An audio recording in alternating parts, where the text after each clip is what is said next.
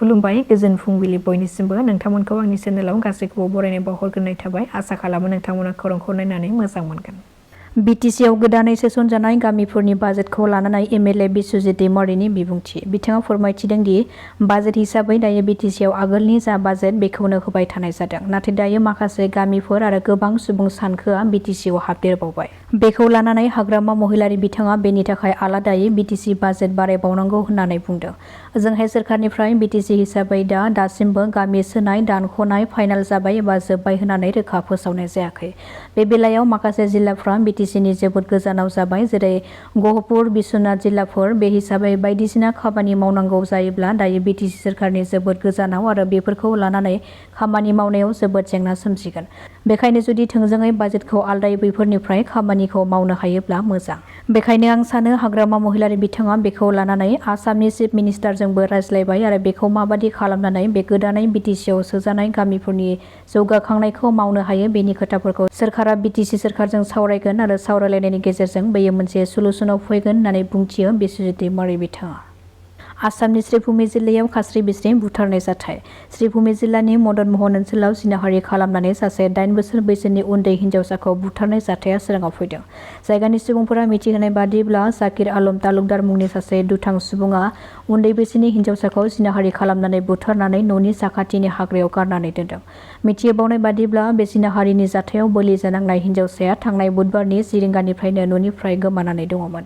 उननि समाव न'खरनि सुबुंफ्रा गोबां नागिरसेयावबो मोनाखैमोन, नाथाय मोनाबिलि समाव न' साखाथिनि हाग्रायाव बुथारनानै दोननाय थासारिनिफ्राय हिन्जावसानि गोथै देहाखौ नुनो मोनो। बे जाथाय जानायनि उनावनो जायगानि सुबुंफ्रा सासे सन्देह गोनां जाकिर आलम तालुकदार मुंनि सासे सुबुंखौ हमनानै दोनो आरो रायजो राजाया सोंनाय फिन्नाय खालामनाय समाव हिन्जावसाखौ जिनाहारि खालामनानै बुथारनायखौ सिमान लादों दुथां जाकिर आलमआ।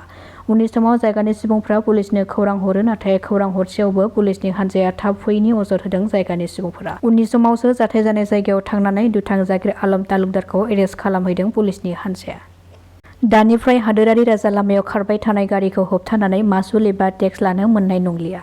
मासुल टेक्स लानायनि गासैबो राहाखौ अनलाइननि गेजेरजोंसो खालामनांगोन। रयेल्टी मासुल आरो GST होनाय बिथिङाव जर'खायै माखासे राहा लानाय जागोन। बे बेलायाव गोख्रों राहा लानांगौनि थाखाय हाग्रा बिफान आरो रांखान्थि बिफाननि मावख'गिरिफोरजों हाग्रा बिफाननि मन्थ्रि जयन्त मल्ल बरुवाया सावरायलायनायाव बाहागो लादों।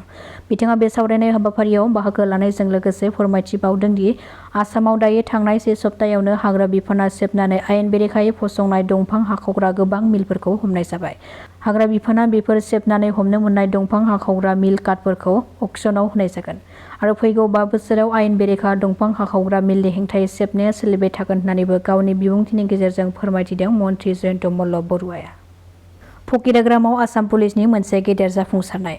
खमैबो 110 ग्राम गान्जाजों लोगोसे सासे सुबुंखौ हमनो हादों पुलिसआ। खौरां मोननाय बादिब्ला क'क्राझार जिल्लानि फकिराग्राम पुलिसआ आयेन बेरेखायै फेग्रा मुवानि हेंथायै अपारेसन खालामनाय समाव गान्जा जगायनायनि दायाव मैया सासे सुबुंखौ हमनो हानाय जादों। पुलिसआ हमजानाय सुबुंनिफ्राय गासै 610 ग्राम गान्जाखौ बोखांनो हादों। सिक्रेट टिप-अफनि सायाव बिथा खालामनानै अपारेसननि गेजेरजों पुलिसआ हमनो हादों। खौरां मोननाय बादिब्ला फकिराग्राम बाजाराव गान्जा फालांगियारिया उदाङै गिदिंगासिनो दङमोन। मख'नो गोनांदि हमजानाय सुबुंखौ क'क्राझार जिल्लानि फकिराग्राम पुलिस थानानि बेन्दोंआव थानाय दिंगावनि थागिबि रुंसारि टेकर नाथनि फिसाज्ला मनजित नाथ होननानै सिनायथिनो हानाय जादों। बाजेट हिसाबै BTCआव आगोलनि जि बेखौनो होबाय थानाय जादों। सासे सुबुं सानखो हाबदेरबाय, माने बेफोरखौ लानानैसो मानव गेदेर चिफ बिथाङा बुंदों बे हिसाबै माने बाजेटआ एक्सट्रायै आरो बारायबावनांगौ। बिथांनि खोथायाबो माने मोनसे साइडआव कारेक्ट। ओजोंहाय सरकारनिफ्राय BTC हिसाबै दा खालामनाय जादों। दासिमबो गामि सोनाय दानख'नाया माने फाइनेल डिक्लार होआखै, जोब्बाय होननानै। आरो बे बेलायाव माखासे जिल्लाफ्रा बिराद गोजानाव थाहैनाय गोदोनि गहपुर, बिश्वनाथ बेफोर बिराद गोजानाव थाहैबाय। बे हिसाबै बेयाव बायदिसिना बिखान्थिनि खामानि मावनांगौबा माने बेवहाय BTC सरकारनिफ्राय गोजां बिथांमोना माने जेंना मोनदांदों। ओंखायनो बेफोरखौ डाइरेक्ट बाजेटखौ जुदि एक्सट्रायै माने हमनानै बैफोरनिफ्राय खामानि मावनो हायोबा मोजां। बिथाङा बेफोर बाथ्राफोरखौ बुंदों। दा बेवहाय आं सानो बाथ्राखौ चिफ बिथाङा मानव गेदेर हाग्रामा महिलारि बिथाङा जोंनि मानव गेदेर चिफ मिनिस्टारजोंबो अलरेडि रायलायबाय, बुंबाय। ओंखायनो बेवहाय माबायदि मेकानिजम खालामनानै बे गोदानै सोजानाय मावनो हायो बे बाथ्राफोरखौ सरकारा निस्सय माने BTCजों रायलायगोन आरो रायलायोबा बेबो सलिउसन जागोन।